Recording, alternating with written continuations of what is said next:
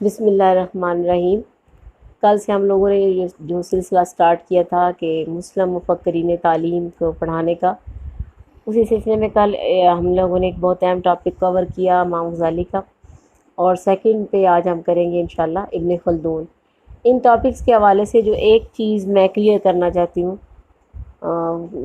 ज़रूरी है बताना कि ये टॉपिक ऐसे हैं जो सिर्फ इंटर के लिए या किसी बीए के स्टूडेंट के लिए, एडीपी के स्टूडेंट्स के लिए सिर्फ ज़रूरी नहीं है।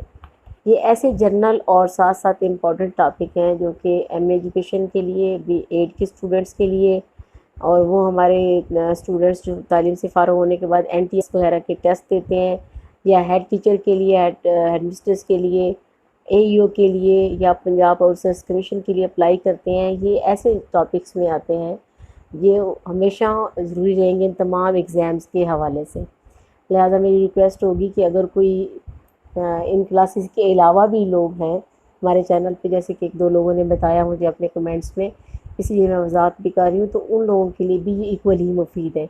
तो अब आपने वक्त को ज़ाया नहीं करते, बढ़ते हैं अपने टॉपिक की तरफ। हमारा आज का टॉपिक है इब्न खल्दून।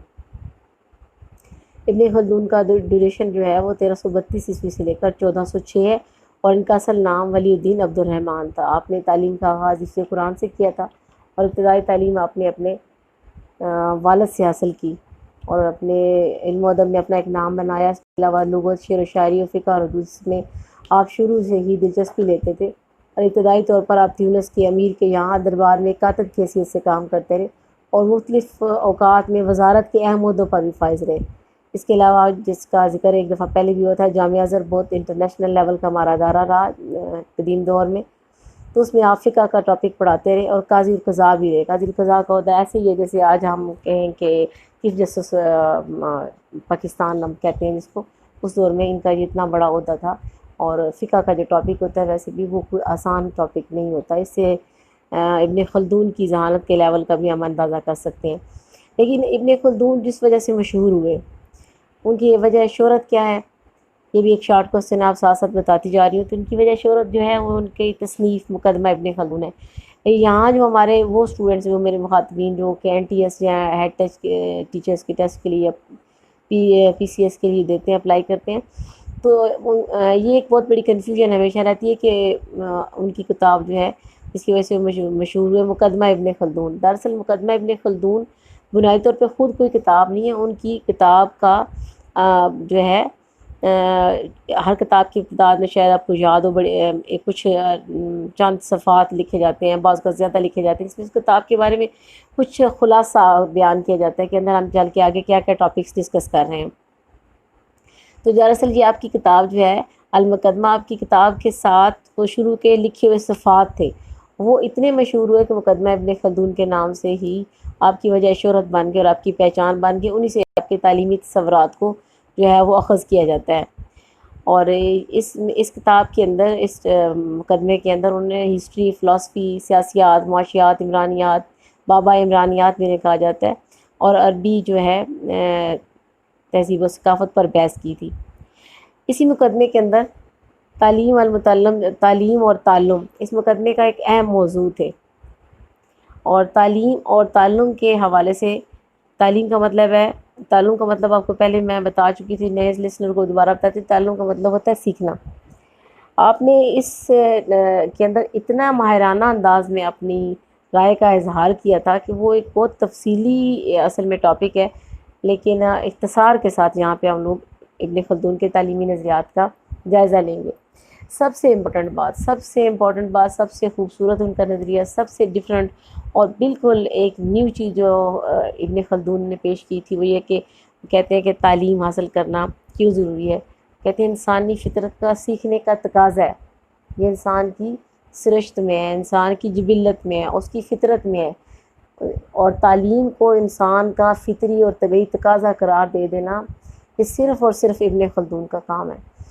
उन्होंने इसको इस कदर तालीम की इम्पोर्टेंस कितने खूबसूरत अंदाज़ में बयान किया कि जिस तरह खुराक है, लिबास है, रिहाइश है, हर इंसान हर दौर में इन चीज़ों के लिए ज़रूर स्ट्रगल करता रहा है, हमेशा करता रहता है। और नींद और खाना और भूख, इसके बगैर हम समझते हैं इंसानी ज़िंदगी का सर्वाइवल मुमकिन नहीं है। बिल्कुल वो कहते हैं इसी तरह तालीम और इस तरह सीखना इंसान की सृष्ट में है। वो सीखने पे मजबूर है और उसको सीखना चाहिए। इसके बगैर वो मुकम्मल तौर पर इंसान ही नहीं है। सीखना इंसानी सृष्ट है और वो अपनी सृष्ट से, अपनी फितरत से जुदा नहीं है। इसलिए अल्लामा साहब की इस नज़रिए की जिस कदर तारीफ़ की जाए ये काम है, और ये नज़रिया उनको बाकी मुफक्किरीन में एक जुदागाना अहमियत भी देता है। इब्ने खल्दून के नज़दीक मकासद तालीम जो है, उनके जो यूनानी तसव्वुरात हैं उनसे अख़ज़ किए हैं कि तालीम इंसान की तबीई ज़रूरत है, जिसकी मैंने अभी ऊपर वज़ाहत की है। ये इब्ने खल्दून का बहुत ही नादर और जदीद तसव्वुर है, और अभी मौजूदा दौर के भी अगर माहिरीन को हम देखें तो शायद उनके पास भी इससे बेहतर या इसका कोई मुतबादल लफ्ज़ या जुमला मौजूद नहीं है कि तालीम इंसान का फ़ितरी तकाज़ा है। तालीम इंसान का जिबिली तकाज़ा है, उसकी सृष्ट में शामिल है कि वो सीखे, और अगर वो नहीं सीखता तो गोया वो अपनी सृष्ट से कट जाता है। और जैसे कि इमाम गज़ाली ने कहा था कि तालीम का मकसद क्या है, अल्लाह ताला की मार्फत का असूल, बच्चे को बुनियादी इस्लामी अकायद से रोशनास करवाना। इस मौजू पे कल वाले लेक्चर में भी काफ़ी तफसील के साथ बात हो चुकी थी, लिहाजा हम अगले टॉपिक पे चलेंगे जो थोड़ा डिफरेंट है। जो लोग नए लिसनर्स हैं वो कल जो है वो साथ साथ गज़ाली वाला लेक्चर और दीगर लेक्चर्स जो है वो भी सुन लिया करें। जैसे ये भी मैंने ऊपर वाला टॉपिक जो है अल्लाह ताला की मार्फत का असूल, उसको दोबारा ज़्यादा रिपीट इसलिए नहीं किया, क्यों नहीं किया कि कल वाले टॉपिक में तफसील से जिक्र हो गया था। तो अगर सारे लेक्चर आप सुनते रहेंगे तो आसानी रहेगी। तख्लीक और इज्तिहाद की सलाहियतों की नशोनुमा। तख्लीक होता है किसी चीज़ को नए सिरे से क्रिएट करना, इज्तिहाद होता है पहले से मौजूद चीज़ों के बेहतर इस्तेमाल की या किसी नई सूरत हाल में इस्तेमाल के लिए उनकी गुंजाइश निकालना। और वो क्यों इस चीज़ की तरफ आए, वो उनके दौर में रटे लगवाए जाते थे और उलूम को रटवाना जो है बड़ा फ़ख्र समझा जाता था, फ़लाँ ने इतनी भारी भरकम मोटी किताब याद कर ली। और आज के दौर में भी कोई कमी नहीं हमने छोड़ी हुई। इवन दो के जो एफएससी के स्टूडेंट्स होते हैं, साइंस के स्टूडेंट्स प्रैक्टिकल मज़ामीन में भी कह रहे होते हैं, टीचर्स खुद क्लासों में हम कह रहे होते हैं कि रट्टा लगा लो, बस ये टॉपिक तो रट्टा लगाने वाला है। इब्ने खल्दून इसकी सख्त मुखालफत करते थे। वो कहते थे इससे इंसान की गौर व फ़िक्र की बुनियादी जो सलाहियत है वही ख़त्म हो जाती है, और गौर व फ़िक्र उनके नज़दीक जो है इंसान की तालीम का बुनियादी तकाज़ा है। अगर वो गौर व फ़िक्र करेगा तो ही तख्लीक करेगा, अगर वो गौर व फ़िक्र करेगा तो ही मौजूदा मसाइल में इज्तिहाद की सलाहियत उसकी परवान चढ़ेगी। इसके अलावा वो आला इंसानी इक़दार के कायल के, उनके नशोनुमा के गज़ाली की तरह ही कायल थे। वो कहते हैं इनके ख़्याल में कोई ऐसी बात ही नहीं होनी चाहिए जो इंसान की इज़्ज़त नफ्स के मुनाफ़ी हो। अगर आप कोई ऐसी बात करते हैं क्लास में या साथ-साथ या निसाब में या अमली तौर पर अदारों के अंदर कोई ऐसी बात होती है जो कि इंसानी अखलाक के, इंसान की इज़्ज़त नफ्स के मुनाफ़ी है, तो वो इंसान, तो वो कहते हैं शर्फ़ इंसानी से ही गिर जाता है। नतीजतन क्या होता है, उसके अंदर अखलाक रज़ीला, गिरे हुए अखलाक, गंदे अखलाक पैदा होते हैं।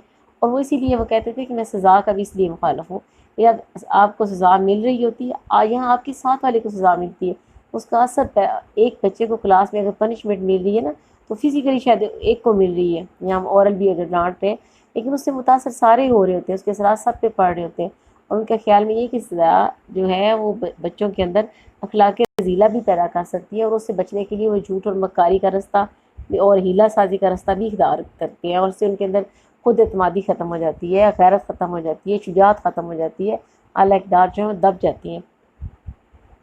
इब्ने खल्दून रटे के ख़िलाफ़ थे, मैंने अभी बताया, और वो गौर व फ़िक्र की सलाहियत की नशोनुमा को बहुत अहमियत देते थे। इसलिए वो कहते थे कि कोई तरीका तदरीस भी ऐसा हो जिसमें वो बेशक वो पसंद करते थे कि बहस व मुबाहिसा हो, मनाज़रा हो। क्यों पसंद करते थे बहस व मुनाज़रा को? मकसद उनका इससे ये था कि बहस व मुबाहिसा में जो है और मनाज़रे में है आप दलाइल पेश करते हैं, दलाइल ऐसे तो नहीं पेश हो सकते ना जब तक आप गौर व फ़िक्र नहीं करें, आपके पास मवाद मौजूद ना हो, आपके पास एक अपनी राय और उसकी राय को साबित करने के लिए दलीलें मौजूद ना हो। वैसे तो गौर व फ़िक्र किए बगैर ये मुमकिन ही नहीं। लिहाज़ा इसी तरीक़ा तदरीस के भी इसीलिए कायल थे कि आप बहस व मुबाहिसा स्टूडेंट्स के दरमियान में हो, मनाज़रा हो। लेकिन यहाँ पे जो काबिल गौर बात है, ये हमारे यहाँ बहस व मुबाहिसा और बाज़ का जो स्पीच कंपटीशन और मुबाहिसे करवाए जाते हैं उसमें लड़ाई का स्टाइल ज़्यादा होता है और दलाइल कम होते हैं। वो वाला जो बहस व मुबाहिसा वो ज़हन में ना रखिएगा। इनके नज़दीक बहस व मुबाहिसा वो जो दलाइल से भरपूर हो और गौर व फ़िक्र की सलाहियत को लिए हुआ हो, और इसके साथ साथ जो ज़िमनी तौर पर यहाँ पर मकासद तालीम और भी लिखे उनको, जो हमारे एडीपी के स्टूडेंट्स जो सुन रहे हैं लेक्चर के अंदर, वो इनको जैसे ये इल्मी मलका पैदा करना यहाँ लिखा हुआ है, ये दुनिया और आखिरत में कामयाब ज़िंदगी के लायक बनाना, या इमरानी ज़िंदगी के तकाज़ों के हल बनाना है, तो इनको आपने इसी तरह से नहीं लिख देना। ये इंटर के स्टूडेंट की हद तक तो ठीक रहता है, लेकिन जो बड़ी हमारे जो सीनियर स्टूडेंट्स सुन रहे हैं इसमें हमारे, उनके लिए इस हेडिंग को इस तरह छोड़ देना मुमकिन नहीं है। इल्मी मलका से मुराद होता है कि आपके अंदर इल्मी लिहाज से महारत पैदा कर दी जाए, आपके अंदर जैसी तबीयी रुझान है, जैसी सलाहियत है, उसी के मुताबिक चाहते थे कि वो एजुकेशन जो है इस ऑब्जेक्टिव को पूरा करे, स्टूडेंट्स के अंदर इल्मी तौर पर काबिलियत पैदा कर दे और उनको इस काबिल बना दे कि वो सिर्फ इस दुनिया की ज़िंदगी के लिए कामयाब ना हो, बल्कि वो आखिरत में भी कामयाब हो। और ये बहुत बड़ी बात है, ये बहुत बड़ा ऑब्जेक्टिव है, जिसको मुझे बहुत ही ज़्यादा इस पर अफसोस भी होता है और कंसर्न भी होता है कि इसमें अब हम लोगों का सिर्फ एक फोकस है पहले से पर कि हम दुनिया में कितने कामयाब हो गए हैं, कितने कामयाब पेशेवर हैं, और ख़ास तौर पर इस डिग्री के साथ कितने पैसे और कितना स्कोप है, और आखिरत की ज़िंदगी जो कि एटर्नल है, जिसकी कोई हद नहीं है, उसकी कामयाबी के लिए हमने कितने लायक हैं और कितने काबिल हुए, उसकी तरफ कोई असूल ही नहीं है। फिर ये इमरानी ज़िंदगी के तकाज़े, इमरानी ज़िंदगी क्या है? आपकी समाजी और आपकी माशरती ज़िंदगी है, उसमें सफाई, उसमें दूसरों के हकूक़, उसमें शहरी का वोट का हक़ क्या, उसका वो हक़ किस तरह इस्तेमाल होना है, उसने अपने अदारों से किस तरह फ़ायदा उठाना है, अदारों को किस तरह उसके अंदर खुद फ़राइज़ किस तरह सर अंजाम देना है, ये सारा इमरानी ज़िंदगी है जो कि हमारे अदारों के अंदर नहीं सिखाई जाती है। और उसके नतीजे में क्या होता है, सोशल एडजस्टमेंट के प्रॉब्लम्स पैदा होते हैं और हम वो अमली तौर पर पढ़े लिखे जो जाहिल हैं उनको सोसाइटी में भेज देते हैं और फिर कहते हैं ये पढ़ा लिखा लगता तो नहीं है। वजह ये है कि हम इमरानी ज़िंदगी के तकाज़े, सोशल ज़िंदगी के तकाज़े पूरे करने के लिए उनको तैयार ही नहीं करते हैं। इब्न खल्दून ने निसाब के में जो डिवीज़न की थी, उस डिवीज़न पे पहले बात करना बहुत ज़रूरी है। वो दो टाइप उन्होंने बयान किए हैं, दो इक़साम है मेजर, एक तबई या अक़ली इल्म, दूसरे तकलीदी या नकली इल्म।